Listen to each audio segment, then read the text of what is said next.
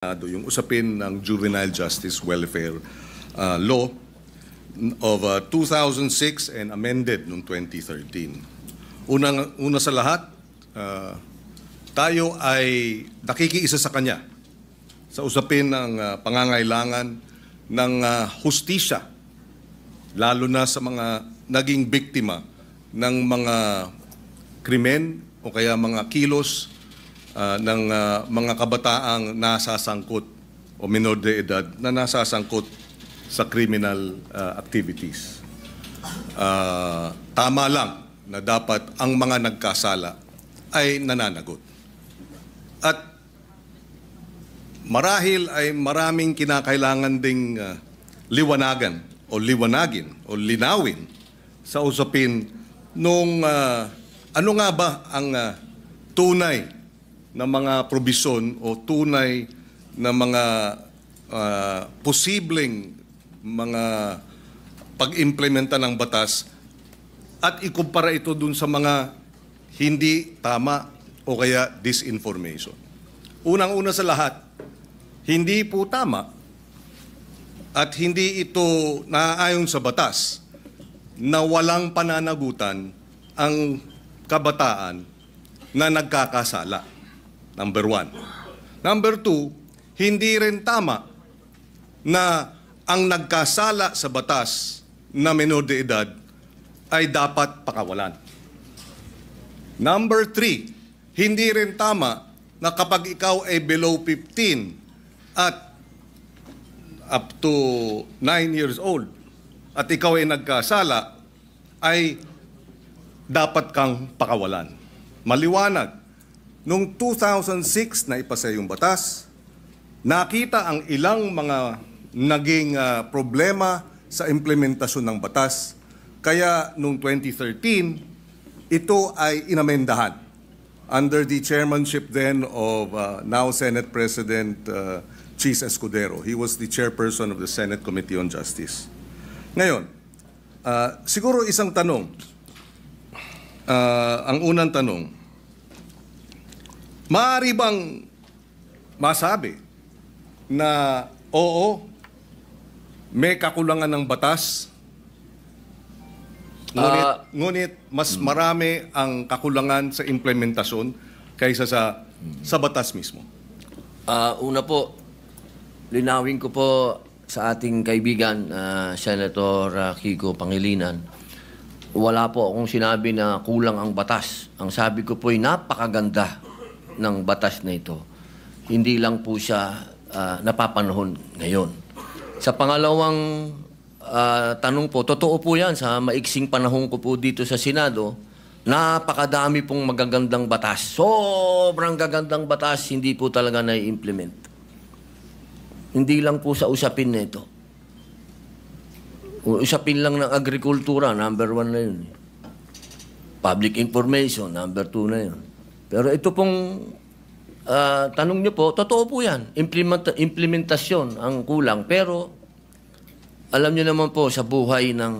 Ito lang po, opinion ko lang po ito. No? Dahil ako po ay hindi ko naman po itinatago na tayo po'y galing dyan sa ganyang klaseng buhay. Yung mga ganito po kasi, alam niyo, minsan iisipin natin ang mga kriminal bobo, kriminal tanga, kriminal walang isip. Gusto ko pong sabihin sa inyo, nagkakamali po tayo. Yan ho ang mga pinaka may brilliant mind, ano? Kung gusto nilang gumawa ng krimen at gusto nilang gamitin po talaga yung mga bata, talaga pong magagamit po nila. Kaya ulitin ko po, Senator Kiko, wala po akong nakitang hindi maganda sa batas po ninyo. Ako po'y naniniwala dito sa batas po ninyo. Kaya lang po, kailangan po natin mag-adjust po sa panahon po ngayon. Maraming salamat sa paliwanag at sa kasagutan. Kanina nabanggit nung in-interview na kabataan na kaya nila ginawa yung batas, yung kriminalidad. Kaya sila gumawa ng krimen ay dahil hindi sila mapaparusahan. Tama yun, hindi ba? Tama yung bitiw na salita. Tama ba yun sa ilalim ng batas na pag sila'y gumawa ng kriminalidad o krimen ay hindi sila mapaparusahan? Sa usapin po ng, kasi ganito po yan, no? Napakaganda po nung inyo pong katanungan. Ang bata kasi, kahit siya, lalahatin ko na po, ano? Kasi ganito yan pagka sinabi mong pananagutan, ang kaduktong po nun, dapat may parusa. Kasi kung pananagutan, oo, may pananagutan, sinabihan siya, ginawa mo yan, kaya ganito muna ang mangyayari sa'yo, dadaling ka muna dito sa Bahay Pag-asa, dadaan ka dito sa matinding intensive na masasabi nating psychological and moral and lahat na po, no? Sabihin natin. Alam niyo po, Senator Kiko, sa 3 years and a half ko po sa Bilibid, hindi ko naman po nila lahat, ano? Pero wala na pong pinakamagagaling na artista kundi kriminal. Kapag kaharap niyo po yan, lahat ng drama, lahat na po, sabihin niyo po, lahat ng kalungkutan, lahat ng pinagdadaanan niya, sasabihin sa inyo. Pero pag talikod po ng nag-i-interview dyan, o halimbawa ng empleyado, yung sabihin gwardiya, o ng probation officer, pag talikod po nun, pagbalik nyo sa selda, bubuksan yung wallet niya, papakita sa iyo yung dyaryo, ito ang pinatay ko, pare. Ganyan po ang criminal mind. Hindi ko naman po inilalahat. Pero pagka sinabi po natin kasi ng pananagutan, dapat nagbabayad ka ng kasalanan, hindi lang binasa sa iyo. Hindi yung parang gumawa ka ng isang karumal-dumal na krimen.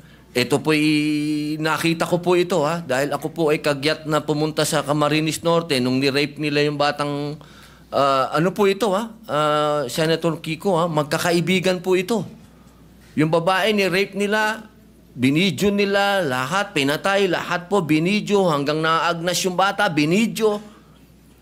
Pagdating po kasama po ako doon nung dinala po doon sa Bahay Pag-asa, ang sabi nung bata, hahantingin ko kayo. Sabi doon sa mga, papatayin ko kayo. Sabi doon sa mga pulis. Ilang taon yung batang yun? 13 po. At ilang taon yung, grupo sila, hindi ba? Grupo po. 13, 15, yung isa po, 16. Yung bata pong ni-rape nila, 13 din.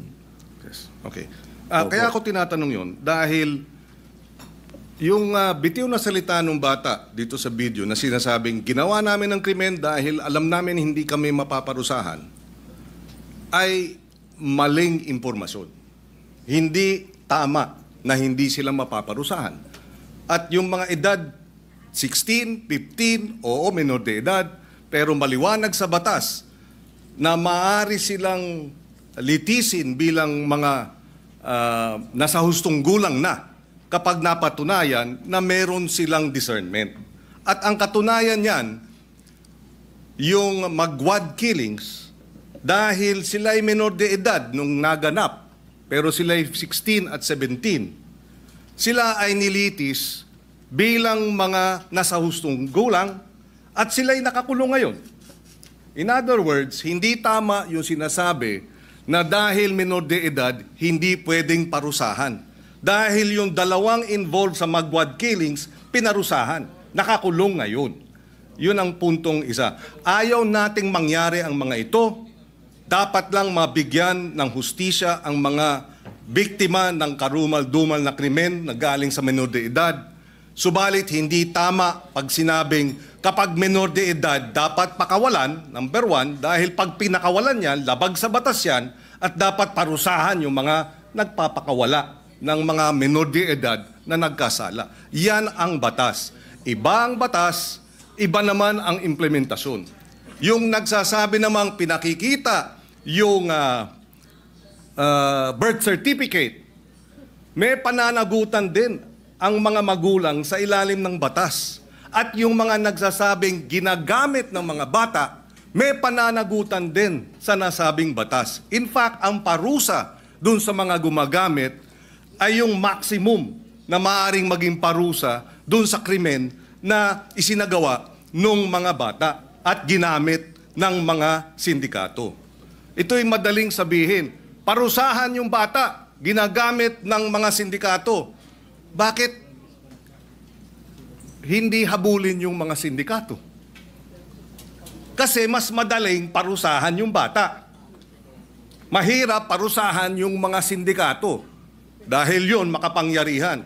Yung bata, vulnerable. Ginamit na ng mga sindikato, exploited na, biktima na dahil ginagamit at kinakasangkapan at mabibiktima ulit ng Estado dahil kailangan silang parusahan at ikulong. Kaya kinakailangan marahil ay balansehin natin.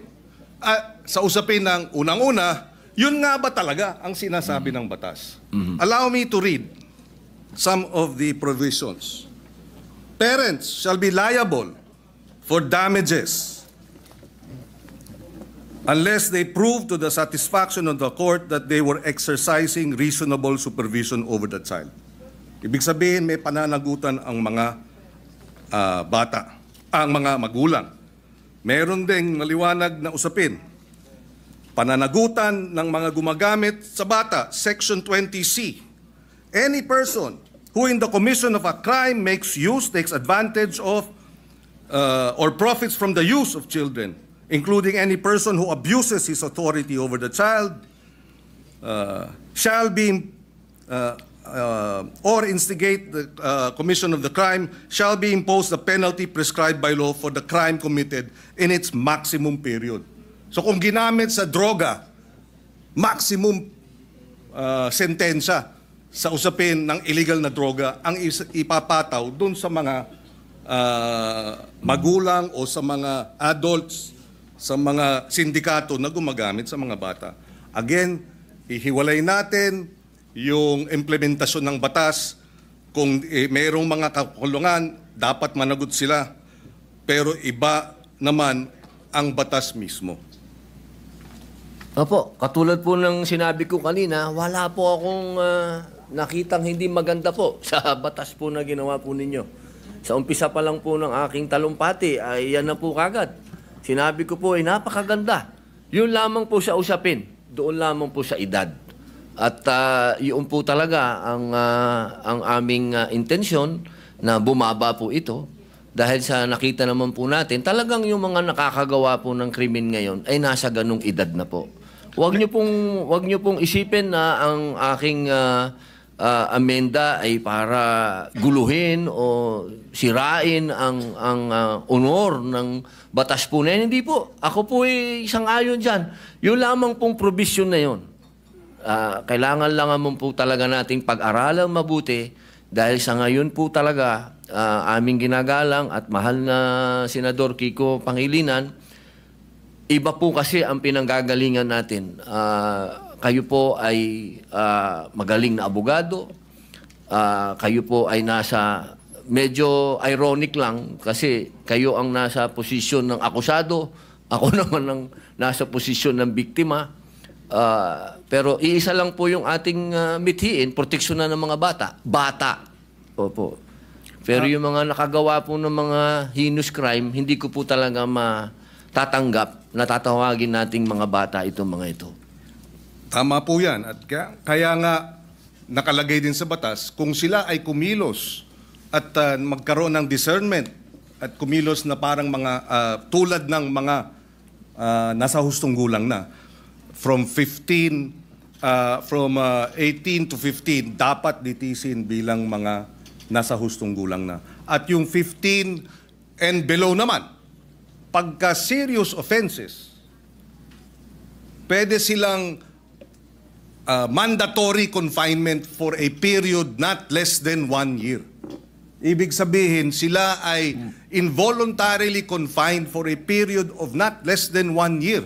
So hindi tama pag nagkasala ng rape, ng homicide, ang mga minor de edad na ang edad ay 15 and below, sinasabi ng batas, mandatory confinement of not less than 1 year. Pwedeng maging 2 years, pwedeng maging 3 years, depende sa magiging pasya ng hukom. Pero hindi tama na sabihin, pagka 15, 14, 13, 12, nag-rape, dapat pakawalan. Labag sa batas yun. Ngayon, nais ko rin ipaliwanag at ilagay sa records po natin. Narito si Senator Sherwin Gatchalian. nung siya ay mayor, full implementation ng Juvenile Justice Welfare Law ang kanyang inimplementa. At naalala ko na 70%, if I remember right, nung mga nabigyan ng pangalawang pagkakataon dahil nagkasala na diversion program ay nanumbalik sa normal na buhay at nagkaroon na ng maayos na pamumuhay. In other words, nais din natin malaman pagdating sa committee hearing, dito sa batas na ito, ilan ang mga nakinabang at nagkaroon ng pangalawang pagkakataon at nagbago ng buhay. Dahil yun naman ang kabila nung sinasabing benepisyo at kahalagahan ng batas na ito. Dahil kung wala ang batas na ito, lahat ng mga nagkasala diretso sa kulungan kahit 9 years old at isasama sa mga hardened criminals.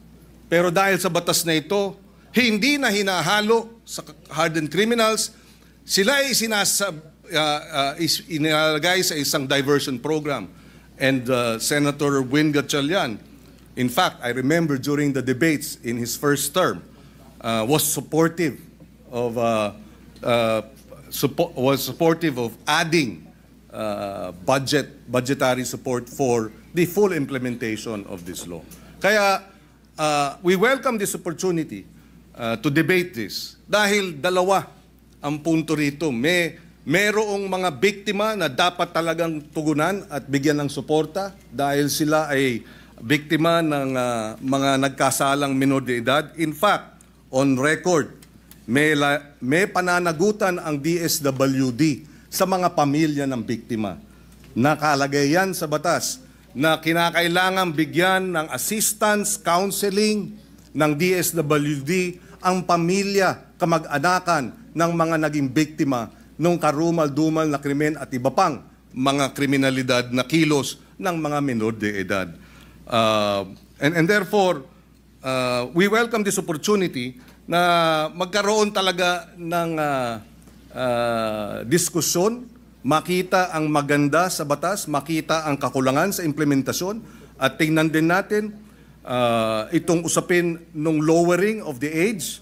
Ako, ang punto ko, palagay ko, masyadong mababa ang 10 years old. Although even if you're 10 years old, again, uulitin ko, at ikaw ay nag-commit ng rape, minimum 1 year mandatory confinement. Pwedeng ma-extend dahil yan naman ang sinasabi ng batas. Ako po ay naliligayahan sapagkat kayo po ay bukas sa debate at pagdiskusyonan. Yan naman po yung lagi naman natin dito yan sa Senado. Tayo'y open sa kahit anong amendment, sa kahit anong gusto nyo pong gawin. Ang kailangan lang po natin talaga, katulad po nung sinabi ng aking talumpati kanina, kailangan po itong marinig, kailangan itong pag-usapan, kailangan ang mga biktima ay marinig din sa komite. Kung ito po ay pag-uusapan na sa komite ni Senator Alan Peter Cayetano, mas maganda din po na marinig din sila. Alam nyo, mahal na kaibigan, Senador Kiko Pangilinan, yung pagkakataon na ang kabataan po natin sa ngayon, kapag sila ay nakita nila kasi na tayo easy-easy lang, at alam naman natin na kayo po mismo ang nagsabi, may problema sa implementasyon at napanood pa nila ngayon yan, nako, lalo na naman lalakas po ang mga loob ng mga sindikatong bata.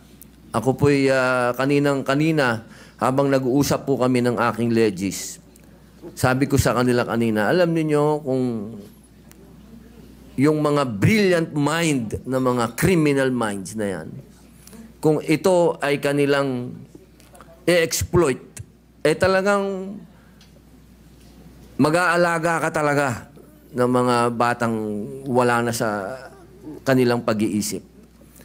Ito lang pong pagpapababa natin ng edad, ito po ay kailangan meron din tayong ganung warning na Sana po buksan din po natin ang isip natin sa usapin ng kailangan na. Hindi po, wala kang kailanman nasasabihin sa inyong ako'y kontra sa mga bata o ano, hindi. Doon lang ako sa karumal-dumal, doon lang ako sa hinus. Doon lang ako sa hindi masikmura. Ako na to, ha? Ako na po ito, hindi ko masikmura. Si Robin na po ako, ha? Nakita ko na ang worst of the worst. Sabihin nyo na. Pero ako hindi ko masikmura. Yun lang po ang punto ko. Wala ako ditong, kahit kailan wala ako ditong kinokontrang personal o ano, wala. Ako kung ano lang ang nasa kalsada, kung ano lang ang nasa 8% ng ating mga taong bayan, kung ano ang nararanasan ng mga naghihikahos sa mga lugar na ang kahirapan po talaga at ang mga kalukuhan at ang mga nandyan na ho talaga. Ito po inilalatag ko sa inyo. Ako na po yung boses niyan. Kahit po sa sinasabi natin, makukulong yan, madadala doon. Alam nyo, ang isa ho dapat natin pinag-uusapan kung magkakaroon tayo talaga ng youth detention center.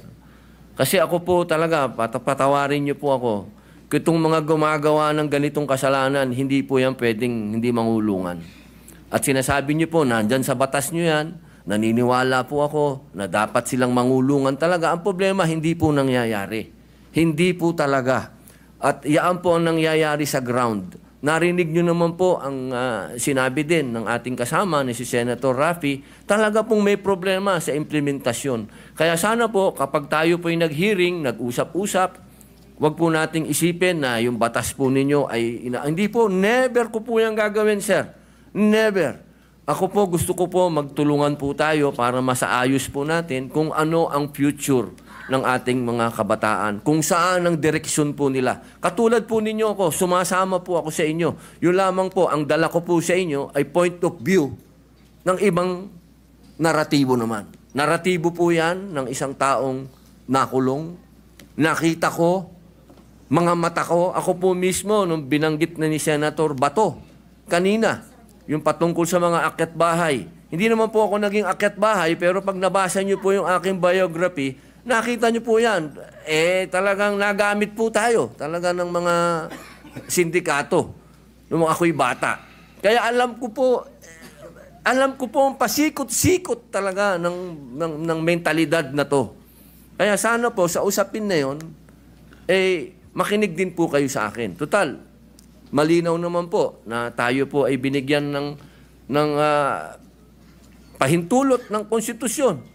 Ang sabi, hindi naman lahat pwede kayo abogado dyan. May iba't iba kayong pwedeng magsasaka, pwedeng artista, pwedeng ex-convict. Dahil naniniwala ang saligang batas na lahat po tayo ay may mako-contribute dito. Sa plenaryo na to. Dito sa institusyon na to. At ito po ang aking pinaniniwalaan. Ito po siguro ang magiging contribution ko sa inyo. Nasabihin po sa inyo kung ano talaga ang estado ng ating criminal mind. Kasi talaga po yan, Wala na po tayong magagawa. Tanggapin na natin na nandito yan at paano natin naharapin. Sabi nga po, oo, pwedeng maging deterrent, pwedeng hindi. Ang kailangan lang po talaga ay malinawan natin na may parusa. At sabi naman nyo, sa batas ninyo, malinaw ang parusa. Ang problema po, hindi yan ang nangyayari sa ground. Kaya kailangan po talaga nating rebisahin. Kailangan po natin talagang pag-usapan. Kailangan po nating upuan. Kailangan natin itong pag-usapan ngayon na. Huwag nating i-delay. Ang hinihiling po natin, mag-hearing na. Pag-usapan na po ito dahil nangyayari na po natin. Dahil kailan lang yung rape doon sa Quezon City na pinatay yung bata na 8 years old. Ngayon may kinukwento si General Bato po, si Senator Bato na may pinatay lang na pinasok doon sa bahay. Scholar, sinaksak. So, sunod-sunod na po ito, sir. Yun lang po akin na sana ito pong sinabi po ninyo na tatanggapin nyo po lahat. Pag-usapan na po natin sa hearing at dito po sa entablado at magkasundo na po tayo para yung taong bayan po, alam nyo naman po, siguro naman naniniwala naman po ako na pwede tayong mag-meet sa gitna. Pag-usapan natin to. Wala naman pong hindi nakukuha sa pag-uusap. Ang kailangan lamang po tanggapin natin na may problema sa ngayon ang kabataan dahil sobra na pong bata ang mga nakakagawa ng heinous crimes. Yun lang po yun. Wala po akong gusto sa inyong diskusyonan. Opo. Kami nagpapasalamat na nabanggit ni Senator Padilla itong usapin nga ng nariyan sa batas na dapat may parusa, angkop sa pagiging menor de edad. At meron naman talaga. Pwede talagang manatiling confined involuntarily, mandatory confinement for many years. 2-3 years pwede yan kung ikaw nagkasala bilang menor de edad. At nabanggit din niya, pero hindi ito ang nangyayari sa baba. So baka ang problema ay sa halip na amendahan yung batas, ipatupad ng tama yung batas. Pero ganun pa man, pakikinggan natin ang magkabilang panig.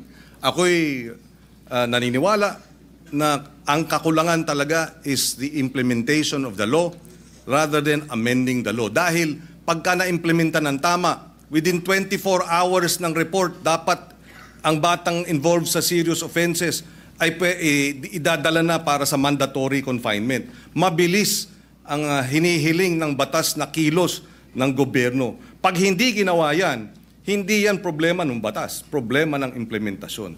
Kaya tayo ay bukas makinig, tayo ay bukas dun sa mga minumungkahi, pero ang ating paniwala, ang ating obserbasyon ay mukhang may kakulangan hindi sa batas kung hindi sa implementasyon niya ito. Dahil uulitin ko, yung mga 12 to 15 na nag-serious offenses, hindi dapat pinapakawala. Yan. At mayroong parusang angkop sa edad nila. At maaari silang manatiling naka-confine involuntarily. Ibig sabihin, wala silang karapatang lumabas. Their liberties are limited by at least 1 year, and it can be even more. And finally, siguro, kailangan lang ipaliwanag, hindi po tayo kumbaga, ang sinabi kasi ng ating butihing senador, na siya ay para doon sa mga biktima at ako naman ay para doon sa mga akusado. Hindi po. In fact, yung amendment natin sa batas na ito ay dapat bigyan ng assistance, suporta, counseling ng DSWD ang pamilya at kamag-anakan ng mga biktima. Mandato yan. At pag nagkulang ang DSWD dyan, sila'y mananagot. Hindi tayo panig sa mga kriminal, hindi tayo panig o sa mga children in conflict with the law o yung mga inaakusahan. Hindi rin tayo panig basta-basta sa mga biktima. Panig tayo sa interes ng pagpapatupad ng tama ng batas. Dahil alam ko, pag tama ang pag-implementa sa batas, lahat makikinabang. Dahil nariyan naman ang mga probisyon para dun sa mga naging biktima at para dun sa mga children in conflict with the law.